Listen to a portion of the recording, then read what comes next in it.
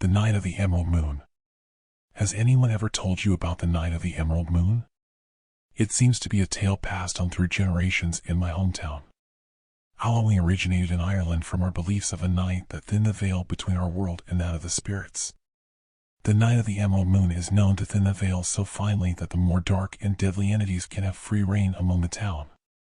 The legend goes that the village council at Ballaford deeply offended a lone traveler who was passing through many decades ago. This man was said to be involved in an incident at a game of poker one stormy night in Loftus Hall. Word had spread of the antics that night and had led to the villagers shunning the man. He asked the crowd if any could offer him some shelter for the night, and all turned their back on him. The rain that fell that night was torrential, but the man never moved from the center of the village square. They say the people looked out their windows all night to see what he would do. His eyes boiled with rage as the hours wore on, but he did not budge from the spot.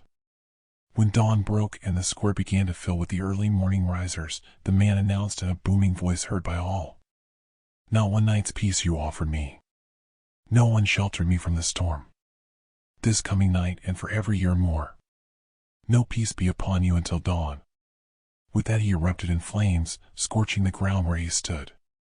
He left a mark in the shape of a cloven foot, a reminder of those who wronged him. That night the moon shimmered with an eerie green glow. The villagers who were away from their homes when darkness came were torn to pieces by ethereal figures resembling horrors one could only imagine. I'm telling you all this so you do not make the mistakes we did. There are forces in this world that you should not try to meddle with. Some of us have paid the ultimate price. It's all just a load of bollocks, Liam said with a childish grin.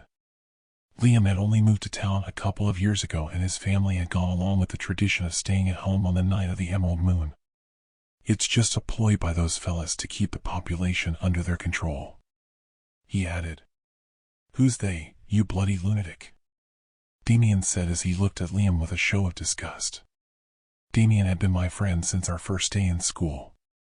He and his family are locals from the town and abide by the rules as strictly as my own family do. Don't under any circumstances be outside past 6 p.m. on November the 7th. Businesses close early to ensure everyone can get home. If the date falls on a weekend, the following Monday is considered a bank holiday. They did this about 20 years ago when pubs and bars were complaining of missing out on the revenue. These people were often folks who had moved into our town as it expanded. "Come on, Steve, we'll head over to the pub later on and have a few pints, wait it out with John," he asked, looking in my direction. "If you call into John anywhere near closing time and you get a punch, not a pint." I jeered. Liam had become fond of the few pints, as he called it. So fond that his wages were mostly spent that weekend in John's pub and the greasy cheeseburger at the end of the night. With that we headed in the direction of home, passing over the supposed stone with the cloven footprint that no longer resembled anything of the sort. My father came into my room as the night wore on. He had the same look every year. It was that of a man who searched every shadow for the boogeyman. His eyes skimmed my window, which was covered by my blind. "Did you double-check?" he asked. He didn't need to say any more. "Of course, blinds down and windows locked." I sighed. "We do this every year, and I have always done it like you ask. Look, it's better to be safe than sorry. You know Charlie from down the road went missing last year." "Charlie didn't go missing," I said, a bit firmer than I meant to. "Charlie ran away because his wife is a nasty piece of work and he knew people would chalk it down to some urban legend. The town was very unsettled when Charlie disappeared. His wife said that he was in the sitting room watching a film when she went to bed, and the next morning there was no sign of him. The stories circulated and grew wilder by every retelling. The longest stretch of the truth I heard was that they found the top half of him strewn across the steps of the church. No one had ever confirmed any wrongdoing, so the town was left to debate what faith had become of Charlie McKenna. As 11 o'clock rolled around, I received a message into our group chat. It was from Liam, and it was a picture of his front door with the caption, "Heading to John's, meet you there in 10 minutes. Normally I would just respond with the usual jokes that came on the night of the Emerald Moon, but something about how Liam was acting earlier made me feel uncomfortable. He couldn't be that stupid, I thought, so I replied with a message to say it was nice knowing him. Damien followed suit, but the messages were left unread. After some time had passed, I really started to feel off. I didn't want to be the one who fell for the joke, but I just knew something wasn't right. A light illuminated my room as my phone vibrated on the bedside locker. I looked to see an incoming call from Damien. "Steve." "Hello, Steve, can you hear me?" came Damien's voice. The call was filled with static. "Jesus, Damien, are you outside?" I asked, dreading the response I knew was coming. Liam sent in another message. He really did go out. "I'm on my way to your house. Meet me out the back in 5 minutes." He ended the call just as the static on the line became unbearable to keep to my ear. I checked my phone and saw the last message in the group chat. It was a selfie of Liam on the road between the housing estate where he lived and the center of town. The caption read, "Where them ghouls at?" In the background I could make out the faintest shape of a faceless man with green-tinted eyes staring hungrily at Liam. I gathered what supplies I could without alerting my father, who I knew would be sitting in the living room alert to any noise that sounded out of place. I had a lighter, a flashlight, and the metal pole from a dumbbell from the weight set in my room. My mind was racing. On one hand, this could all be an elaborate prank by Liam to scare the wits out of Damien and I. It is something that Liam would pull on a normal day, but the people who were raised in this town knew better than to try anything tonight. Deep down I knew there was something wrong with this place, and I came to the realization that a metal bar may not have any effect on what I may face out there. I rolled up the blind to expose the greenish tinge that was coming from the light of the moon. I opened the latch on my window and extended it out as carefully as I could and was met with a rush of ice-cold air. My skin was tingling as it encountered the outside world. I lowered myself out of the window and made my way to my meeting point with Damien. There was a wooded area at the back of my house. It had 2 main paths worn through it from years of teenagers taking the left side as a shortcut into town or taking the right path further into the forest to hang out or drink alcohol obscured from prying eyes of parents. Damien was already waiting for me. "I thought you were coming," he said. I could hear a tremble in his voice. "I won't lie, I would rather be anywhere but here right now. Everything feels wrong," I said. "I feel like someone has been watching me the whole way here." Damien said. A quick glance over his shoulder emphasized his concern. As we got closer to town, the feeling of being watched increased with every step. By the time I was in the town center, I felt an infinite number of eyes watching me from every corner. A scream from somewhere to our right broke the silence of this cursed night. "That's Liam, Dot," Damien shouted. He started to sprint towards the commotion, but his legs were pulled out from under him by a ghoulish-looking woman with the bottom half missing from her face. Damien tried to kick out at her, but his attempt just passed through her midsection. As he pulled his leg back, she tore strips of flesh from his calf, tearing through his jeans. He screamed in agony. I froze. I wasn't sure what to do. I couldn't attack her as I had already seen the result that would end in. Instincts took over and I flung the bar as hard as I could at her head. It passed through her and clattered down the street. Her form dispersed in a green mist. Bollocks. I cursed. "I better go get that." I helped Damien to his feet and supported his weight with my shoulders. "How did you manage that?" he asked through gritted teeth. "No idea," I said truthfully. "The bar must be made of iron or something. That's supposed to dispel spirits. We should make our way to the church. It has iron gates and fencing all around," Damien said. We set off in the direction of St. Michael Church of the Blessed, a church which was in dire need of a lick of paint but our potential sanctuary. Damien wasn't faring too well. He was losing a lot of blood and there was a sloshing sound with each step. As we neared the entrance, goosebumps ran up the back of my neck. I turned back to see dozens of spirits swarming on the road behind us. I pushed Damien ahead, telling him to make a run for the entrance. Turned and swung the bar as disfigured men, women, and children swiped and clawed at me. Each time the bar passed through one of the misty remnants of the departed, they evaporated in a green mist. No matter how many I dispersed, another replaced them, even more scared or disfigured. A girl who looked no more than 6 clawed at my thigh, causing a 5-finger gash to split in my skin. The pain was immense. I lost control of my senses and started swinging blindly behind me while sprinting in the direction of the gates. Another young-looking woman, Her head split down the middle with her severed tongue flopping in all directions, made a grab for my wrist holding the bar. I pulled back as her touch scorched my knuckles, causing me to drop the bar. I knew if I tried to retrieve it, I would be another soul claimed by the curse. I put my head down and ran for my life. The sudden impact from the ground knocked the wind out of my chest. I gasped for breath, gasping and spluttering as I tried to understand what happened. I felt hands grab my collar and pull me forward. As I looked up to meet my executioner, I realized it was Damien. If we manage to get out of this alive, I swear we must get someone to look at that sidewalk. It's about a foot too high, Damien said as he closed the gates to the Gothic-style church. Despite our current predicament, we both laughed hysterically, Damien holding his stomach by the end. I wheezed, lungs still gasping for oxygen. As the laughter died down, I could notice a constant incoherent whispering coming from the dozens of shadowing figures in front of us. The spirits stood motionless, staring with eyes burning with hatred. I couldn't make out any words in particular, but they sounded menacing.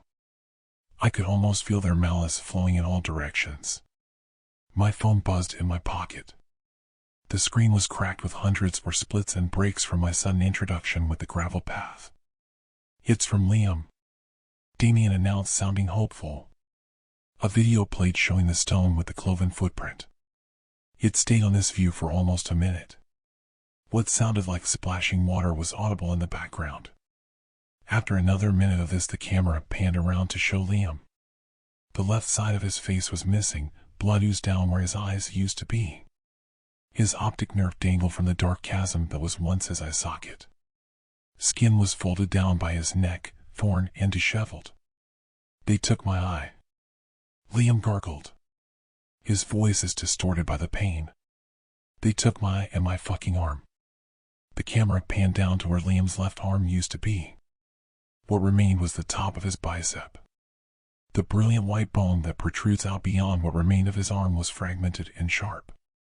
Blood poured out so furiously I knew where the splashing sound was coming from. I vomited onto the ground.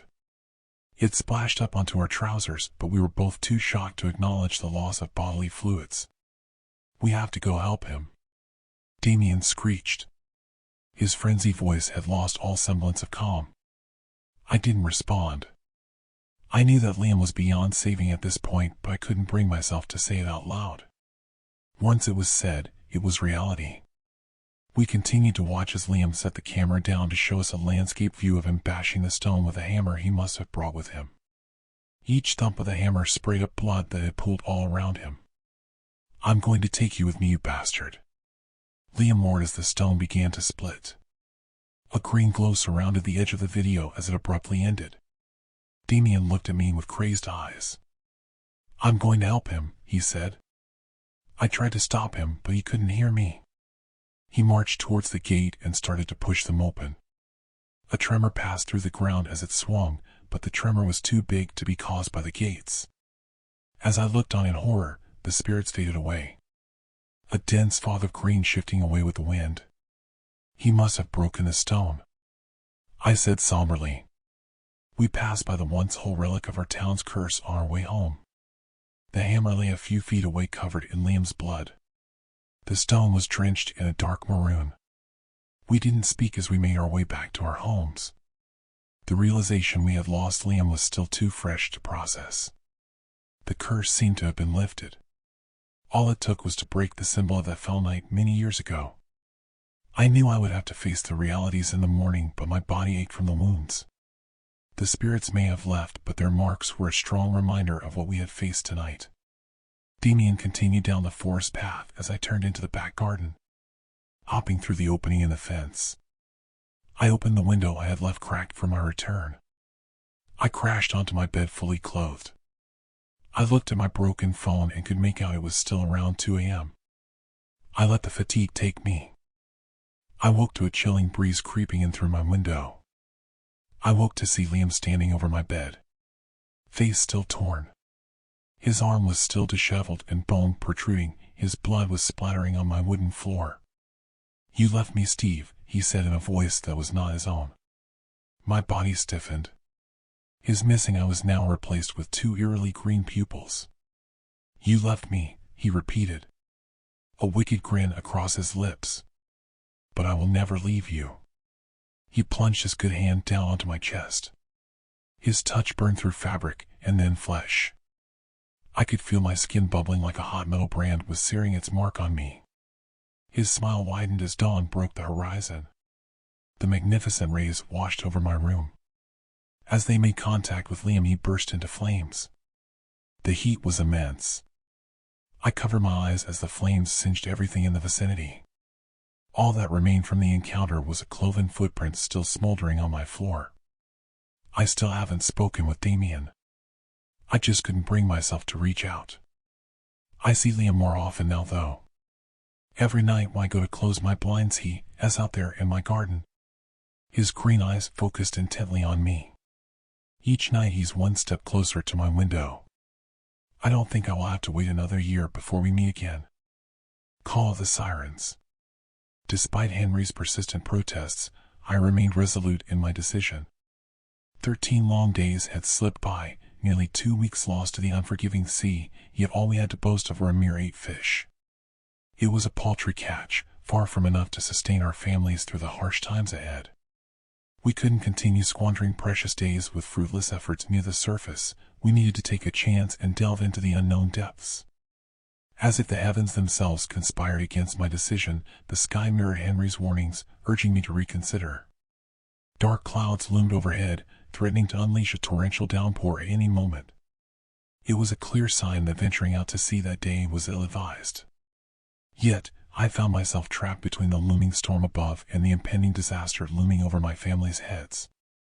The landlord's ultimatum echoed in my mind, a reminder of the deadline coming ever closer. $30 in 2 days or face the grim prospect of homelessness. The stakes were dire, and waiting for the storm to pass was a luxury we simply couldn't afford. Besides, what if the storm lingered for days, rendering any hope of fishing futile? Taking action before the storm hit seemed like the best option. Despite the foreboding sky that had loomed ominously since dawn, I clung to a sliver of hope that the clouds would hold their torrential deluge at bay for just a while longer. After all, they had lingered for hours without releasing a single drop. With this fragile belief as my anchor, I managed to convince Henry that the storm would wait a bit longer before unleashing its fury upon us. Our small fishing boat bobbed gently on the calm waters as we sailed towards our usual fishing spot, the rhythmic sound of the waves lulling us into a false sense of security. But beneath the facade of tranquility, a sense of urgency gnawed at my insides, driving me to push further. "Take it further," I urged Henry, my voice tinged with desperation. "We won't find enough here. We need to go deeper." Henry's brows furrowed in concern as he glanced skyward, where the clouds continued to gather. "The storm will hit any moment," he cautioned, his voice tinged with apprehension. "Let's not risk it. We can make do with what we find here and head back home before it's too late." But I couldn't afford to heed his warnings, not when the livelihoods of our families hung in the balance. "We need to go further, Henry," I insisted, my tone unwavering. "You know as well as I do that there won't be enough fish here to get us those $30. With a heavy sigh, Henry reluctantly relented, and we steered our boat toward deeper waters. After a while, I motioned for Henry to halt the boat, signaling that we had reached our intended destination. With a practiced efficiency born from years of experience, we readied our nets, the anticipation palpable in the air as we prepared to cast them into the depths below. With a swift motion, we released the nets into the sea, the heavy weights pulling them down into the murky depths as we waited with bated breath for the promise of a bountiful catch. Time seemed to stand still as we watched and waited, the silence broken only by the gentle lapping of the waves against the sides of the boat. Minutes stretched into an eternity as we held our breath, hoping against hope that our gamble would pay off.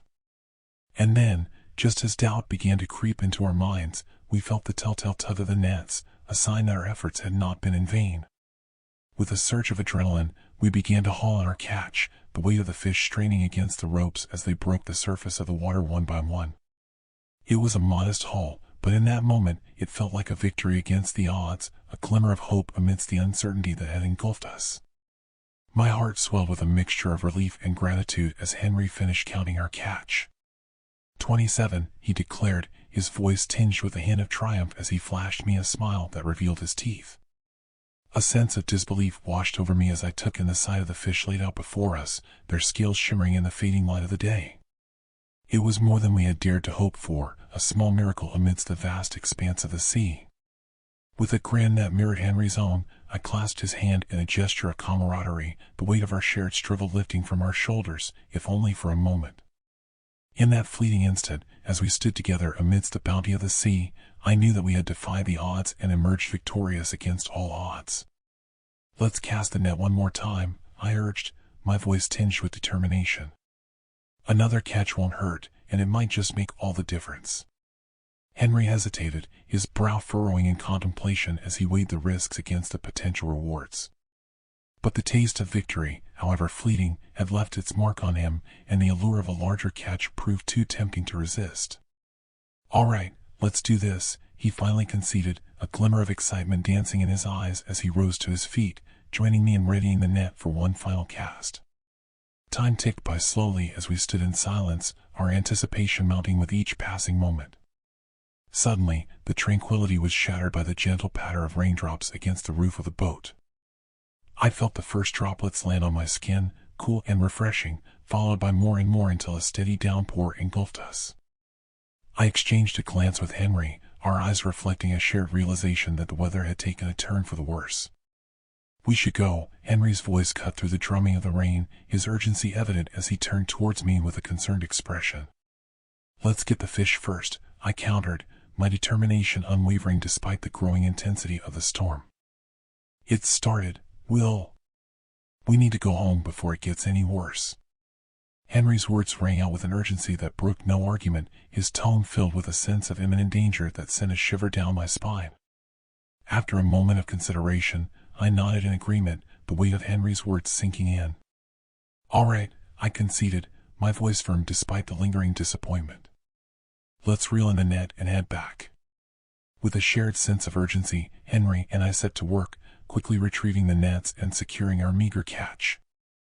We had managed to catch a few more fishes, but that was it. Glancing upwards, I squinted through the curtain of rain, searching in vain for any sign of the sun. But all I could see were thick, brooding clouds, shrouding the sky in darkness. Night had fallen swiftly, enveloping us in its shadowy embrace, and the rain showed no signs of abating.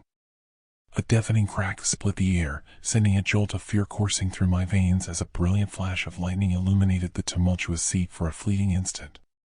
The sudden brightness revealed the chaos that surrounded us, towering waves crashing into each other with a ferocity that mirrored the fury of the storm above. "It's not just the rain anymore," I shouted over the howling wind, my words nearly lost amidst the cacophony of thunder and crashing waves. "We need to hold on tight." Henry's grip tightened on the steering wheel, his knuckles white with exertion as he struggled to keep the boat steady amidst the churning waters. With each cresting wave, our small vessel was tossed about like a leaf in a tempest, the relentless onslaught threatening to capsize us at any moment. Despite Henry's valiant efforts, navigating our way back to shore proved to be an arduous and perilous task. The sea, whipped into a frenzy by the wrath of the storm, raged against us with an otherworldly fury. Each wave crashed against our beleaguered vessel with bone-jarring force, threatening to engulf us in its frothy embrace. Above, the sky unleashed its wrath in a symphony of thunder and lightning, casting an eerie glow over the roiling waters below. The elements seemed to conspire against us, as if angered by our audacity to challenge the might of nature itself. As the storm intensified, the once familiar silhouette of the shore faded into obscurity, obscured by a thick veil of rain and mist that enveloped us like a shroud. I squinted through the deluge, straining to catch even the faintest glimpse of land, but it was futile. The downpour obliterated any semblance of visibility, reducing the world around us to a blur of gray and darkness. "It's gone," I muttered, my voice barely audible above the roar of the wind and the drumming of the rain against the boat's hull. "I can't see the shore." "We should have gone home while we had the chance," Henry's words carried a heavy weight of regret. The passage of time became a meaningless abstraction as we battled against the storm, each moment stretching into an eternity of uncertainty and fear. Hours slipped by unnoticed, swallowed whole by the darkness and chaos that surrounded us. And then, just as the weight of our predicament threatened to crush us beneath its suffocating grip, Henry's voice shattered the oppressive silence, laden with a fear that sent a chill racing down my spine. I think we've come even deeper. His words hung heavy in the air, a grim acknowledgement of the dire straits we now found ourselves in. My heart sank like a stone, the full gravity of Henry's revelation crashing over me like a tidal wave. Lost amidst the unfathomable depths of the ocean, with no land in sight and the storm showing no signs of abating, we were adrift in a realm of uncertainty from which there seemed to be no escape. The oppressive atmosphere of the storm seemed to momentarily lift as a distant sound pierced the howling wind, a soft, haunting melody that floated across the tumultuous waters like a whisper in the night. Henry and I exchanged wary glances, our hearts pounding in our chests as we strained to make sense of the ethereal sound. It was unlike anything we had ever heard before, both mesmerizing and unsettling in its otherworldly beauty. What is that?" I murmured, my voice barely audible above the roar of the storm. As Henry's grip loosened on the steering wheel, his attention captured by the haunting melody that filled the air, I felt a shiver of apprehension. The ethereal sound seemed to weave its way into the very fabric of our being, its melody terrifying and strangely soothing at the same time. "Henry, snap out of it!" I called out, my voice tinged with urgency as I reached out to shake him from his trance-like state. But he remained unresponsive, his gaze fixed on the distant horizon as if drawn inexorably towards the source of the mysterious melody. And then, just as my heart began to race with fear, I heard it, the faint strains of another song emanating from the opposite direction. It was as if the very sea itself had come alive with music, each note beckoning us further into the unknown. With a sinking feeling of dread, I frantically called out to Henry, my voice drowned out by the eerie melody that seemed to echo all around us. Ignoring the unnerving allure of the song, I reached out to him, desperation lending strength to my trembling hands. But Henry was unyielding, his gaze fixed intently on the churning waters below as if drawn by some unseen force. His movements were sluggish, as if in a trance, and despite my best efforts, he managed to slip from my grasp and make his way to the very edge of the boat. As I struggled to regain control of the situation, my eyes were drawn downward to the depths of the sea below. What I saw sent a chill coursing through my veins. The water was no longer the familiar shade of deep blue, but an inky blackness that seemed to swallow the very light around it. A sickly sweet scent wafted up from the depths, filling the air with its cloying aroma.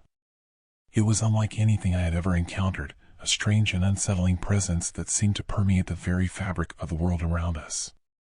As the eerie melody continued to weave its spell around us, I became acutely aware of another sound, a soft, insidious whisper that seemed to emanate from the very depths of the sea itself. At first, it was barely more than a faint murmur, barely audible above the roar of the storm. But as the whispers grew louder, their words became unmistakable, calling out to me and Henry by name. The whispers slithered through the air like serpents, their voices dripping with malice and deceit. It was a sound unlike anything I had ever heard before, filled with an otherworldly power that chilled me to the bone. As the world around me trembled and swirled in a nightmarish dance, I fought to maintain a tenuous grip on reality, the haunting melody threatening to consume me whole. With a desperate resolve, I seized a thick piece of cloth and pressed it tightly against my ears, blocking out the sinister whispers that sought to ensnare me in their grasp. With each passing moment, the tempest raged on, the boat tossed about like a mere plaything amidst the fury of the storm. I stumbled and staggered across the deck, my heart pounding in my chest as I fought to reach Henry, my every movement hindered by the violent thrashing of the waves. Finally, with a burst of adrenaline-fueled determination, I reached him, my hands trembling as I covered his ears with the cloth, praying for salvation. But to my horror, Henry remained unresponsive, his vacant gaze fixed upon the churning waters below. Panic surged within me as I realized that my efforts were in vain, that whatever malevolent force held sway over us was too powerful to be thwarted by mere cloth. Desperation clawed at the edges of my mind as I searched frantically for a way to break the spell that held Henry captive. And then, amidst the chaos and despair, I saw them, a series of swift, shadowy figures darting through the murky depths below. They moved with an otherworldly grace, their humanoid forms barely discernible amidst the swirling currents of the sea. As one of the figures emerged from the depths below, a chill swept through me, mingling with a strange sense of fascination and dread. My eyes widened in disbelief as a young woman with mesmerizing blue eyes and cascading dark hair raised her head above the surface to gaze directly at us. For a fleeting moment, time seemed to stand still as our eyes met, her beauty both captivating and unnerving in equal measure.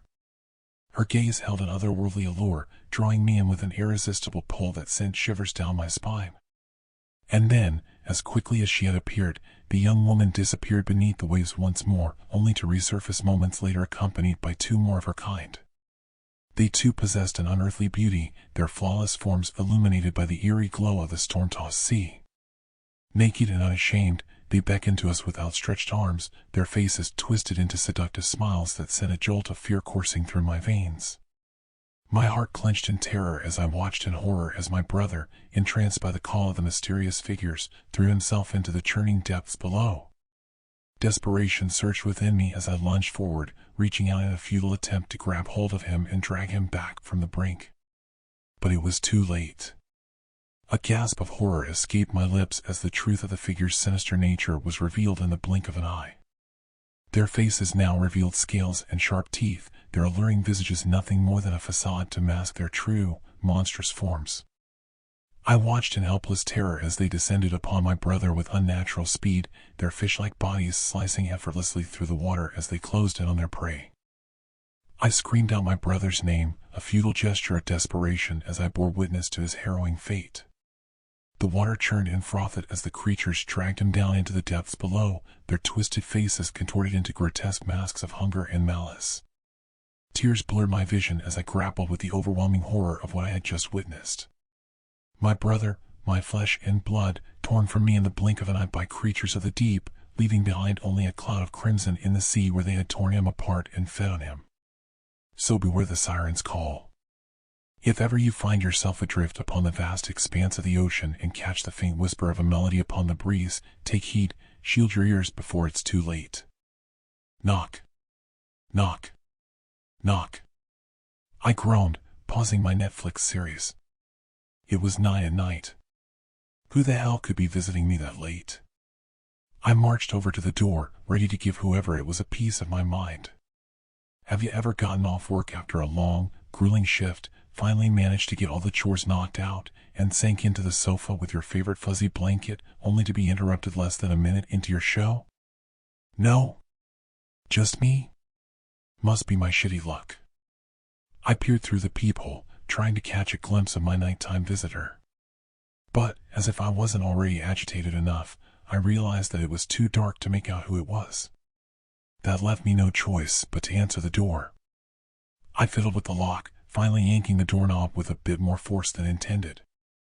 I was greeted by the sight of a clean-shaven young man wearing a collared shirt and khakis. Once my gaze fell to the stack of papers clutched in his grasp, I mentally rolled my eyes. A salesman. Great. What do you want? I grumbled. The man's mouth fell open, but the words failed to come out. His hands trembled, and for a second, I thought the papers might fall from his grip. Spit it out. I'm in the middle of something. Yes ma'am. And my name is Archibald, and I'm trying to spread the word about this new weight loss supplement. It's, dash. Wham. I'd heard enough. I was never one to support those cheesy multi-level marketing scams that people were always advertising on Facebook. No thanks, count me out. I heard Archibald sigh as the door slammed shut in his face. Come on, at least hear me out, he shouted through the wall. Whatever you're selling, I want no part of it. Get lost, I retorted, beelining back to my couch. A sudden twinge of guilt stabbed my heart like an ice pick, stopping me in my tracks halfway to my destination. The kid had looked no older than 21, college age if I had to guess. He did seem nice after all, and I was pretty hostile towards him. He probably had a shitty day himself, and my rudeness sure wouldn't help anything. Not to mention the fact that his name was Archibald. For all I knew, his whole life could have been shitty with a name like that. I swung open the door just in time to see the young man slinking down my steps towards a bike station on the sidewalk in front of my house. He's been biking around town trying to plug this thing? Okay, now I feel obligated. Hey kid, I shouted. He turned around, his lower lip puffed out and tears welling in his eyes. Sorry for being such a jackass. Work's been stressful lately. If you want to pitch your product to me, I'm all ears. Make it convincing enough, and I might even consider making a purchase. Archibald's expression lit up like the 4th of July. He looked like a child who'd just been told that they were going to Disney World. "Oh, thank you, thank you, thank you. You just made my day, no, my entire week," he beamed, bolting back up my steps. "Geez, has this kid made any sales?" "Obviously not, if he's this excited for someone to hear him out, I guess." "Okay, so Datura Z is this insane weight loss supplement that totally works, and if not, you get your money back guaranteed. It's super effective with only minimal side effects, and it's completely safe, and it's been tested a lot, and it's really awesome and cool and hip, and celebrities use it and dash." Whoa, whoa, whoa. Slow it down there, buddy. You had me at insane. How much does this thing cost? That's the best part. The first bottle is on us, free of charge. He unzipped a fanny pack that was fastened around his waist and produced a white bottle with a green Datura Z label plastered onto the front. Archibald's grin was so wide that I thought the corners of his mouth might tear as he shoved the bottle into my hand. I'd be lying if I said he wasn't starting to creep me out a little. Thanks," I muttered, hesitantly accepting the container. "Anytime, ma'am. Don't forget to tell all your friends and family. And remember, when life drags you down, Datura Z does the deed." And with that, he turned, trotted to his bike, and rode off into the night. Well, that's definitely up there with the top 5 strangest encounters I've ever had. Top 5 corniest slogans, too. I mean, damn, that was bad. I dropped the pill bottle off at the kitchen counter before returning to my Netflix series. Yeah, it was free, and yes, I could afford to shed a few pounds, but I wasn't itching to try it or anything. Honestly, I was still extremely skeptical. Come to find out, my apprehension was completely warranted. I blearily rubbed my eyes as my alarm furiously screamed at me. 8:12 a.m. Shit. I'm fucking late. I leapt out of bed, hastily threw together an outfit, and zoomed through my morning routine, opting to skip breakfast. Have I mentioned how much I love working a 9 to 5? I mean, I'm clearly cut out for this sort of thing. In my mad dash to the car, I accidentally knocked the bottle of Datura Z from the kitchen counter. I gave it the side eye momentarily, ultimately deciding that it was a problem for my future self to deal with. I stomped out to my car, grumpily trying to fish the keys from my purse. Top of the morning, Jen. I nearly jumped out of my skin. A man with a beer gut and disheveled hair waved at me from his porch, newspaper in hand. Phew. You startled me, Randy. Morning, I replied, praying that soon my keys would lose our obnoxious little game of hide and seek. Say, have you heard of this new weight loss supplement everyone's been raving about? This Datura Z stuff? Supposedly it really works. No, sorry. Haven't heard of it. Dash. Oh. Gotcha. Take that, you tricky bastards. I'm late for work, I continued, hopping into my car. Talk to you later. Have a good one. I gave a little wave as I sped down the street. I could feel his unfaltering stare boring into the back of my skull as I departed. That was strange. I'd always had the idea that Randy hated me. Maybe he decided to turn a new leaf. Oh well. None of my business. My workday, again, was exhausting. I know. Shocker. Whoever thought that working at a call center would be so taxing? Well, probably a lot of people, honestly. But, unfortunately, I wasn't one of them.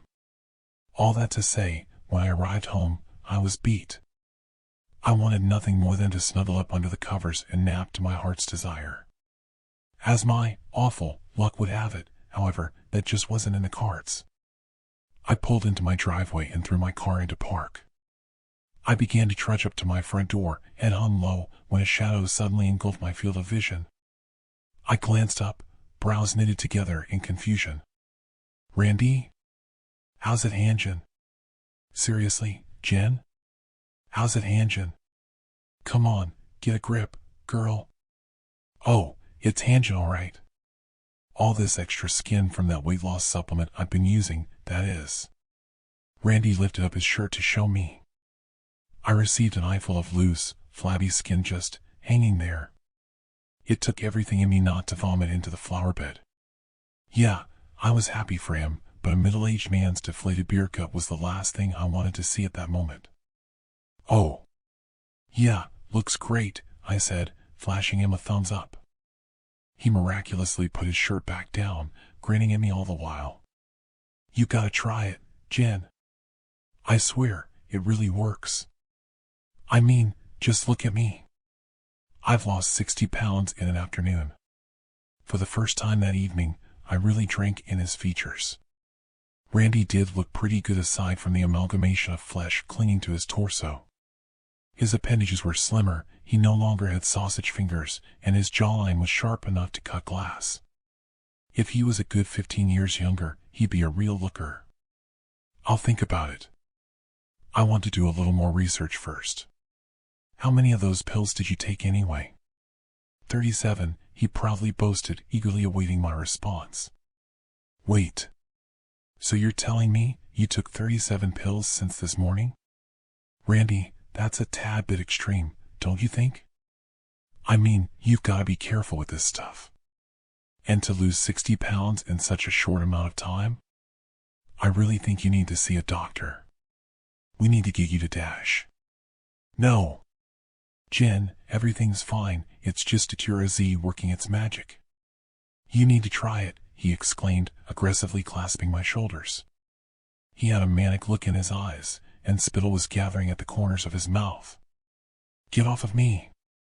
You need serious help, Randy. I mean it, I said, wriggling free and bolting up to my door. Trust me, Jen. Datura Z does the dash. Slam. I hurriedly flipped the lock, hyperventilating. Once the adrenaline began to dissipate from my system, I slumped against the door and just stared into space. What the hell was that? One day we're practically strangers, then the next, Randy acts like we're all buddy-buddy. Over what? Some stupid weight loss supplement? If Datura Z was making people act that irrational, then I wanted absolutely no part of it. If only it was that simple. I was trying my best to salvage a half-burnt casserole when it happened. I received yet another knock at my front door.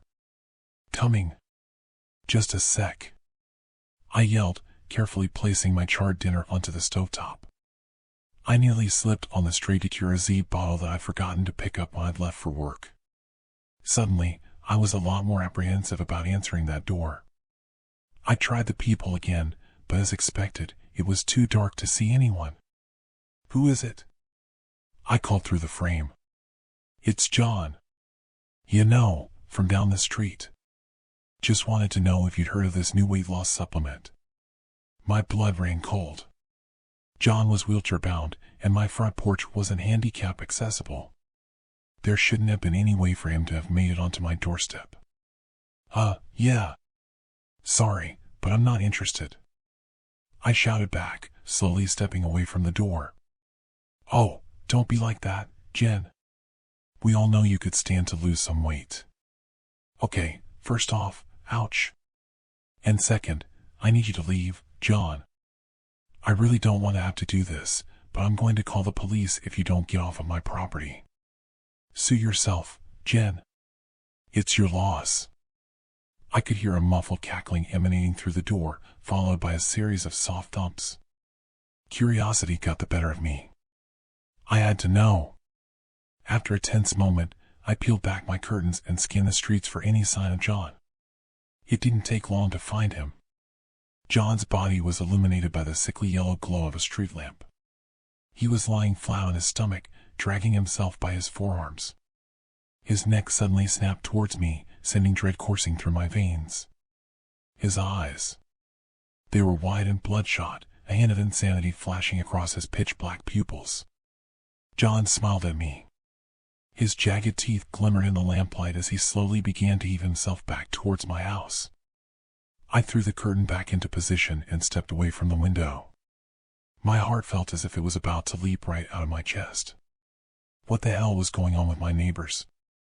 Why was Randy acting so friendly all of a sudden? Why was John crawling around without his wheelchair? None of it made any sense. I needed answers. I booted up my laptop and got to searching. It took hours of sifting through articles to even find anything of value. It seemed as if Datura Z was so new to the market that its manufacturer hadn't even begun advertising yet. That was strange. What I did manage to uncover was that the supplement was derived from the Datura flower, a plant that belongs to the same family as nightshade. In other words, its effects can be highly toxic. Okay, what the actual fuck? I knew this thing might not be safe, but geez. What can I do about it, though? Call the FDA? Oh. I got it. The non-emergency police. That'll do it. Well, I did call the non-emergency police. The operators seemed to take me seriously enough, but unfortunately, the responding officers never showed up. I must have drifted off waiting for them at some point, because the next thing I knew, the alarm on my phone was blaring from somewhere between the couch cushions. I peeled open my eyes, rubbing the crust from my eyelids. As I'm sure you've already guessed, I was, yet again, late for work. I readied myself as quickly as I could, the events from the day prior slipping from my mind. Only when I reached the door did my memories begin to return. I paused, staring anxiously at the shiny golden doorknob. I bit my lip, and with shaking hands, I pulled it open. I trepidatiously stuck my head out and searched for any neighbors moseying about. I was relieved to find that no one was outside. Still, I wasn't taking any chances. I darted to my car, threw it in reverse, and slammed on the gas until I'd made it into the street. I wasn't taking a chance on anyone stopping me to have a friendly chat about my weight. Nope, nah, not today. Or so I thought. I was steadily cruising, nearly halfway to the main road, when I suddenly slammed on my brakes. Someone was blocking my exit. There they were. It appeared as if the whole neighborhood had shown up. They all just stood there. Dozens of them. Their wide, depraved grins stretched tightly along their emaciated lips. Every single one of them was bone-thin. Some were completely bald, while the lucky ones had a few sparse hairs clinging to their heads. They were like walking skeletons. Paper-thin flesh drooped loosely from their frames. They appeared sickly, like they'd suffered for years from some kind of debilitating, chronic illness. I couldn't believe what I was seeing. After a moment of the world's most fear-inducing staring match, someone emerged from the crowd. I squinted, trying to make out who it was. Randy. He shuffled up to my driver's side door, a malicious grin stamped across his face all the while. Before I could will my limbs to move, I heard a knocking at my window. I slowly turned and made eye contact with my next-door neighbor. I immediately regretted it. Randy's face was mere inches from the glass. He had become nearly unrecognizable from the horde of people that stood before me. His face was gaunt, and his eyes were yellow with jaundice. I stifled a scream as Randy, or what was left of him, began to speak. Come on, Jen. You still haven't tried Datura Z? You really should give it a shot. I mean, just look at me. I'm down 142 pounds in a little more than a day. He rasped. He sounded as if he was on a solid diet of broken glass and rusty nails. And no. I'm fine. Please let me go to work now, Randy. I really can't afford to be late again, I squeaked, averting my gaze. Randy began to cackle maniacally. The entire crowd followed suit, a cacophony of monotone laughs erupting into the air. And then, silence. I trembled violently as I turned my attention back to Randy, gripping the steering wheel for dear life. He smiled sadistically at me and said, that shouldn't be a problem. We'll make this quick. My eyes grew wide as dinner plates as the crowd of skeletons began marching towards me. My fight or flight finally kicked in, and I did the only logical thing I could think to do. I floored it in reverse. Once I was far enough away, I pulled a three-point turn and beelined back to my house. I would have driven straight to the local police station if I had the chance, but all my exits were blocked. The horde was making progress by the time I shut myself inside.